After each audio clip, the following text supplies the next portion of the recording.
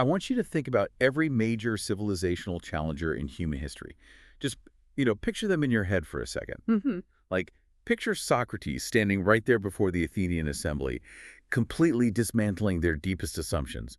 Or uh, Galileo. Oh, Galileo is a great example. Right. He's looking through his telescope, and he realizes, wait a minute, the entire cosmological model is completely backwards. Or even think about the early labor movement organizers. Right, the ones demanding basic human dignity on those brutal factory floors during the Industrial Revolution. Exactly. Or anti-colonial leaders standing up to these massive global empires. Yeah. Now, ask yourself this one question.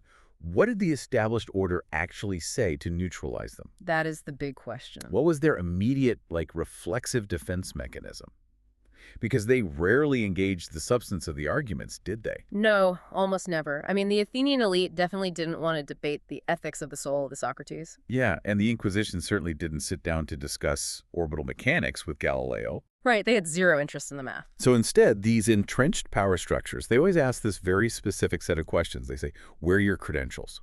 Who authorized you to speak? Exactly. What institutional backing do you possess? Yeah, who is funding this? Why should society listen to someone with no formal position, no accumulated wealth, and, no army?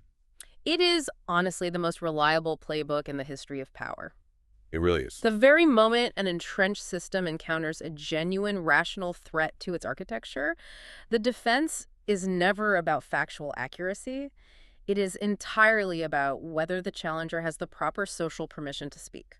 Which brings us to the core material for today's deep dive. Yes. Because we are looking at verses 3 through 10 of Surah Al-Furqan, specifically through the analytical lens of G.A. Parwez.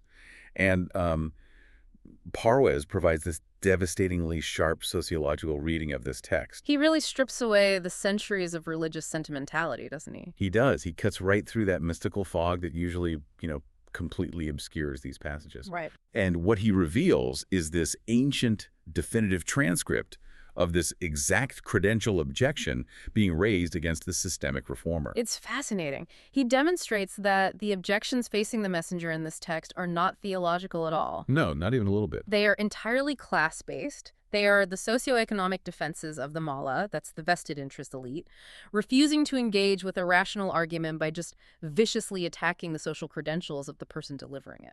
So our mission for this deep dive is to really unpack this. To understand the behavior of the Mala, we have to first look at the systems of power they construct and protect, right? Exactly. We have to analyze the language used to legitimize their authority. And the source material takes us into this profound linguistic analysis of verses 3 and 4, focusing on the Arabic word aliha, which is historically translated as gods. Right, the traditional translation. No. Yeah. The text basically states, they took besides him gods who cannot create anything, are themselves created, possess no harm or benefit for themselves, control neither death nor life nor resurrection. And the surface-level assumption there is that this describes literal idolatry. Right, just a primitive community bowing down to statues made of stone or wood. Mm-hmm. But Parwez reads this structurally. Structurally, yes. These aliha are not inanimate rocks. They are human institutions. They are the institutional authorities that a society just blindly grants supreme, unquestionable status. The state apparatus, the clerical hierarchy, the tribal council. Any prevailing ideological or economic system. Exactly. Any system that demands absolute submission from the populace. And what's brilliant here is that the text provides a precise empirical diagnostic test for legitimate authority. Right. It asks one foundational question. Can they create? Yes. Can these institutions actually generate new productive capacity for the society? Or are they just entirely dependent on extracting the productive labor of the community they claim to govern? Okay, let me unpack this using a systems engineering framework because that really helps me wrap my head around it. Go for it. We are essentially looking at a network architecture. Right. You have nodes that generate processing power, and you have nodes that consume it. Right. So Parwez is basically identifying these false aliha as parasitic nodes on the civilizational network. That's a perfect way to describe it. Parasitic nodes. They demand all the bandwidth. They set the operational rules for the entire server. But when you run a diagnostic on them, they don't actually process any data. They don't generate power at all. No. They are a massive bottleneck disguised as a critical component. They demand total submission while offering absolutely zero generative value. And taking your systems analogy a step further, The real sociological tragedy here is how deeply human beings are conditioned to revere those parasitic nodes. Oh, totally. Parwez notes that people actively degrade their own intellect. The text uses the term asfala safilin, which means a degradation to the lowest possible state. And they do this by willingly submitting to these unproductive authorities. It's a mass psychological surrender. It's wild. And the source material points to the tragicomedy of shrine culture to illustrate this, which I found just mind-blowing. Oh, the shrine culture example is incredible. You have these entire populations seeking economic favors or like physical healing from the graves of dead saints. Right. And Parwez mentions this highly specific historical example, the grave of Shakote, which literally translates to the donkey saint. The donkey saint, yeah. A literal donkey died, an animal. And over time, through just sheer human desperation to find an authority to submit to, people began gathering around this dead beast of burden. Asking it to resolve their economic anxieties. Exactly. But wait, hold on. I have to play devil's advocate here. Okay, let's hear it. People are not inherently stupid. Right. So if an impoverished community prays to a dead donkey for a job or for a good harvest, and then the harvest still fails and they still don't get jobs. Which is what happens. Right. So why doesn't the system of belief collapse from obvious empirical failure? Why don't they just abandon the shrine? Well, because abandoning the shrine requires a terrifying psychological shift. So? It means taking responsibility for the rational analysis of your own socio-economic condition. If the donkey isn't going to fix the economy, then the community has to acknowledge that the mala, the living, breathing elite who extract their labor, are the actual source of their misery. Oh, wow. So it's a deflection. Completely. It is much easier and far less dangerous to blame a failed prayer than it is to organize a labor strike or dismantle an entrenched political system. That makes total sense. And the mala actively cultivates this outsourcing of responsibility. Think about it. A populace that expends all its energy begging a dead animal for relief is a populace that will never, ever question why the tax system funnels the entirety of the communal wealth to the top 1%. Man, that is bleak. But it's brilliant from a control perspective. It is. The elite do not care if the authority you submit to is a dictator, a high priest, or a donkey, so long as the habit of unthinking submission is maintained. So long as you're bowing to something other than your own reason? Okay, that reframes the entire dynamic for me. If the elite are functionally bankrupt and the masses are conditioned to submit to artificial authority, then the elite's primary job is simply threat detection. Right. They are just scanning the network for anomalies. Yes. They clearly don't panic when someone sets up a new shrine.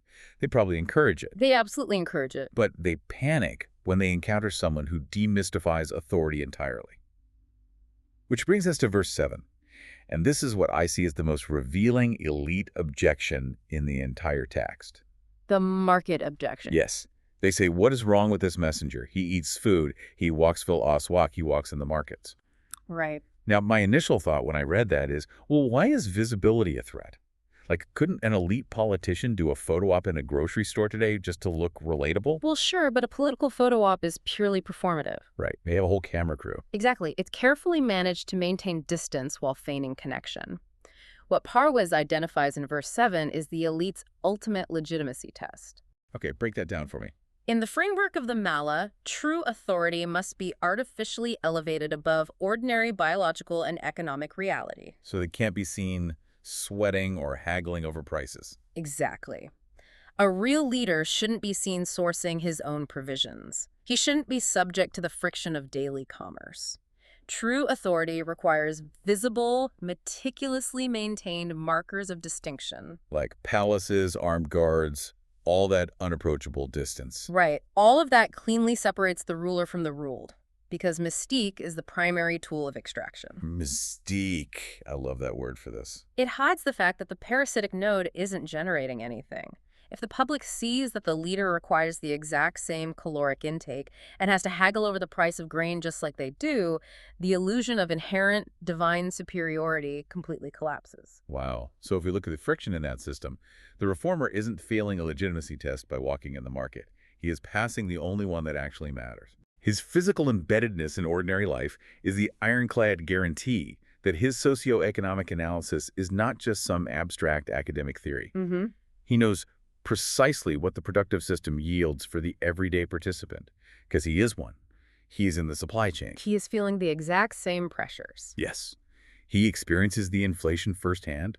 He sees the systemic corruption at the ground level. While the mela only knows the socioeconomic system from the extraction end. Right. They just look at the spreadsheet at the end of the quarter. Exactly. They know how to optimize tax collection and how to hoard the surplus. They are entirely insulated from the consequences of their own policies. So when a reformer emerges who operates in the market, the elite immediately recognize that this individual cannot be co-opted by their usual methods of artificial elevation. Right. He is a systems participant who has analyzed the architecture from within and publicly declared it fundamentally flawed. So, okay, if they need to invalidate him, my first thought is they would just use the state apparatus to silence him. Just crush him. Yeah, arrest him, exile him, whatever.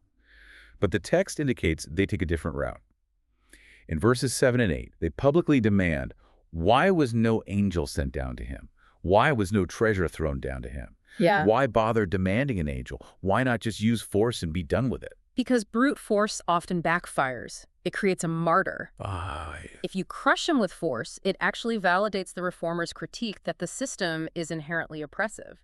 The elite don't want a martyr. They need an intellectual dismissal. They need the public to reject him voluntarily. Exactly.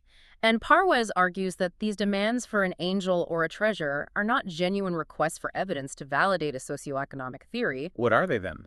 They are demands for social credentials, cleverly repackaged as evidence requests. Okay, that is fascinating. Think about it. An angel represents a supernatural institutional endorsement. It is proof of approval by an unquestionable order in a form that the elite have historically monopolized. It's the ultimate blue chip credential. Precisely. So if I am evaluating like a new startup or a proposed systemic overhaul today, I want to see backing. I want to know if reputable institutions have vetted the founder. Right. Isn't asking for a treasure just the ancient equivalent of asking for a proof of concept? Like, they're essentially saying, if your system's architecture is so flawless, why hasn't it already manifested as material wealth for you? It is a demand for proof of concept, yes, but specifically proof of concept for extraction, not for equity. Oh, wow, okay. The treasure represents material legitimacy under the current rules. The elite are saying, if you are truly competent, why haven't you successfully exploited our system to enrich yourself? Which completely ignores the reformer's actual thesis. Entirely. The reformer is arguing that the economic system is built on exploitation and is destroying the community. And the elite respond by asking why he hasn't exploited the community himself. Exactly. It is a masterclass in shifting the battlefield. If you are the mala, you must move the conversation away from the quality of the argument and relentlessly focus on the credentials of the arguer. Right, because if you can make the public obsess over the messenger's lack of angels and treasure, the threat is completely neutralized. And the elite never even have to defend their own parasitic behavior. It is a brilliant deflection strategy. And honestly, we see the exact same institutional friction today. Oh, everywhere. Someone publishes a massive data-driven critique of an industry's systemic flaws.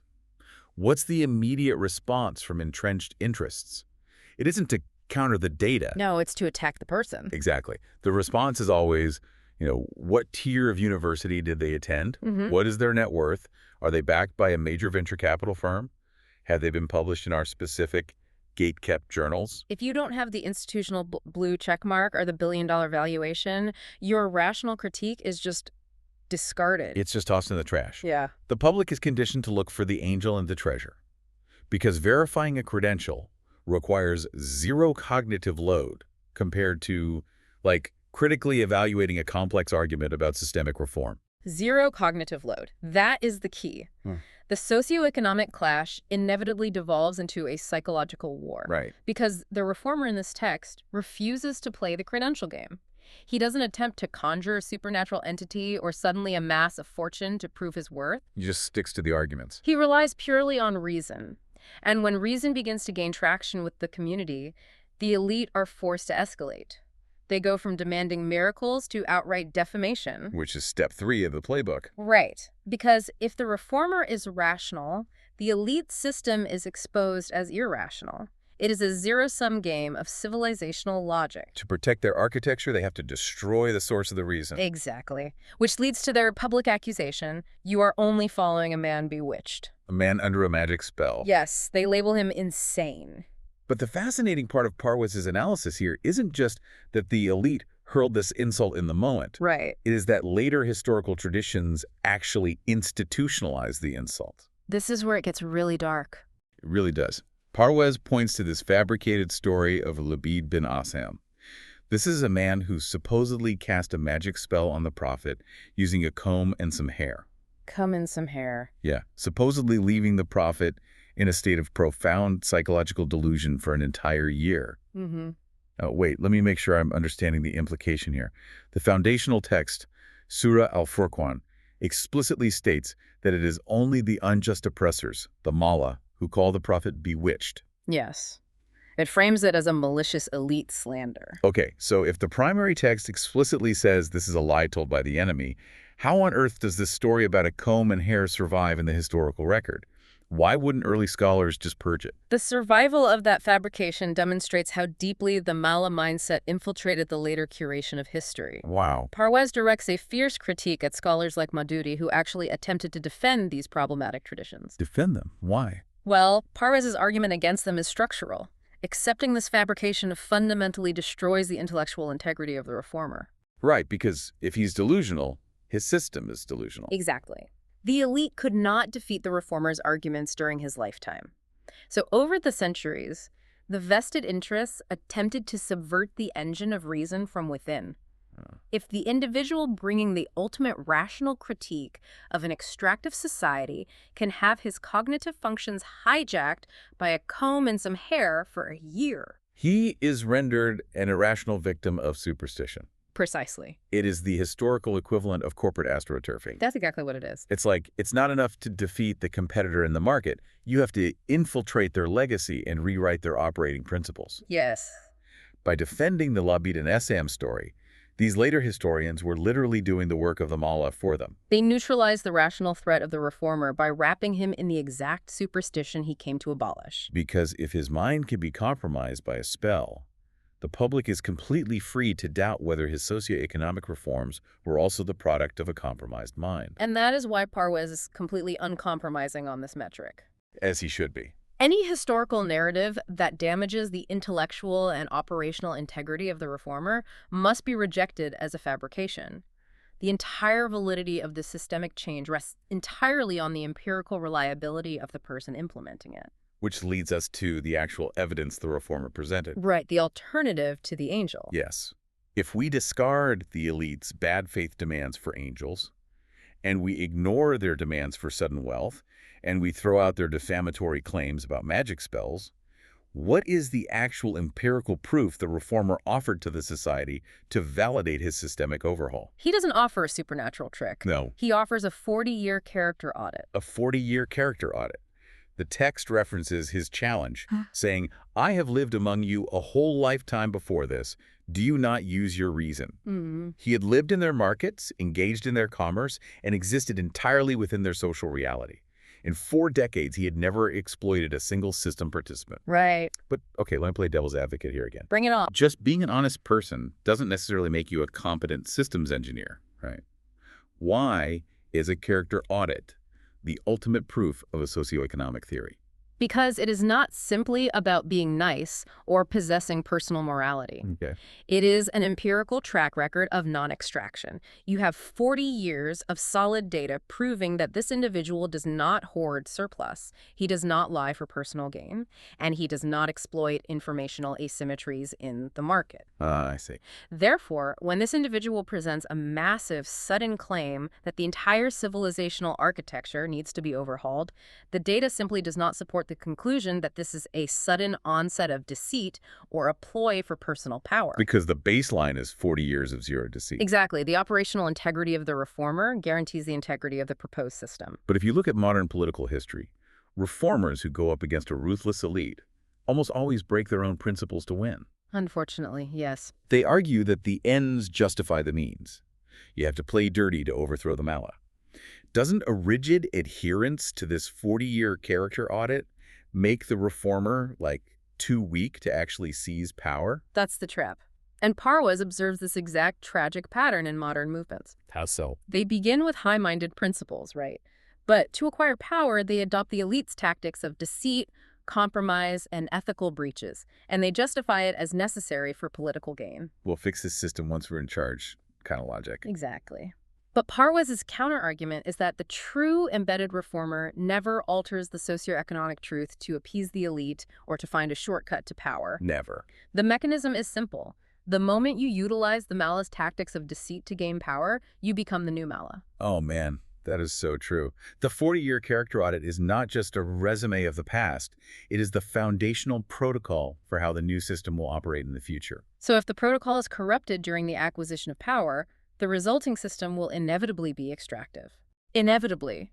You can't build an equitable system on extractive tactics. Which brings us to the inevitable collision. We have the functionally bankrupt elite, totally reliant on unproductive authority, demanding impossible credentials and weaponizing defamation. Right.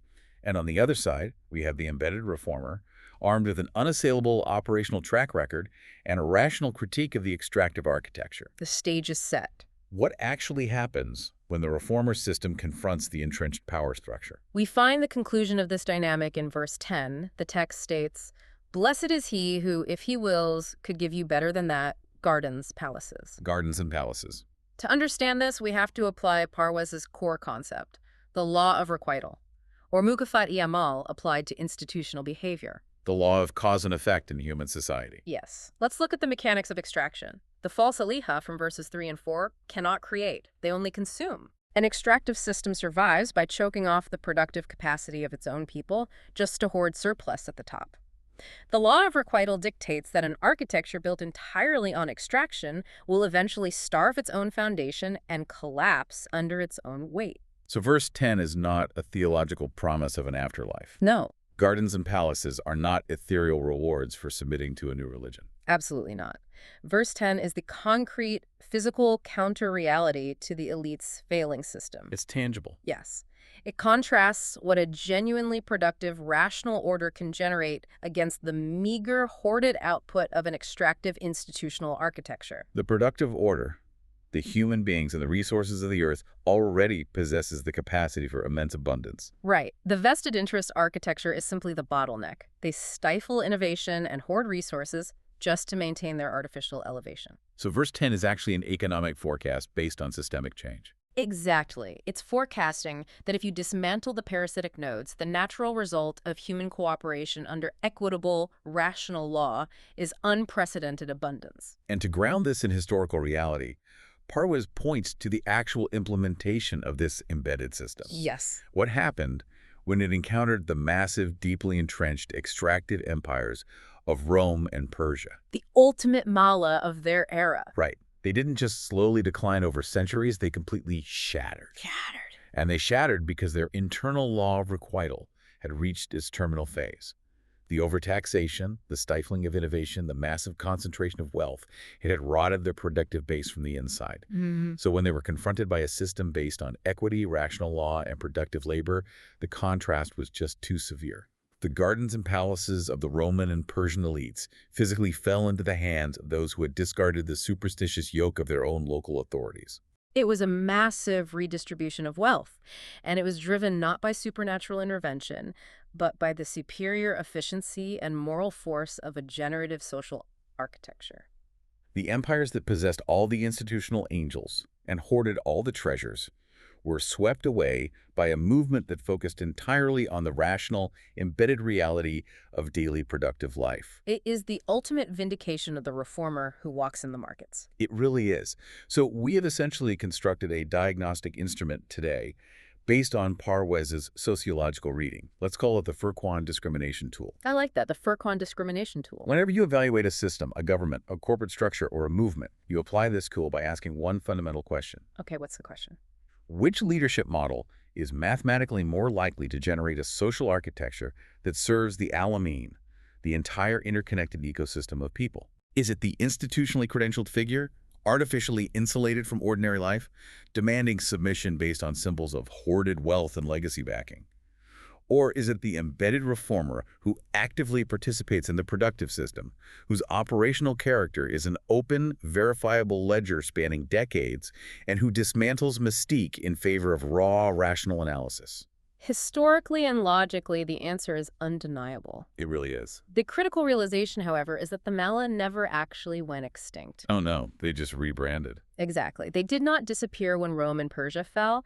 They simply adapted to new environments. They traded their stone idols and tribal councils for corporate boards, think tanks, and algorithmic monopolies. The pattern of elite objection-demanding credentials rather than engaging with substance is totally permanent. It is a permanent fixture of human society.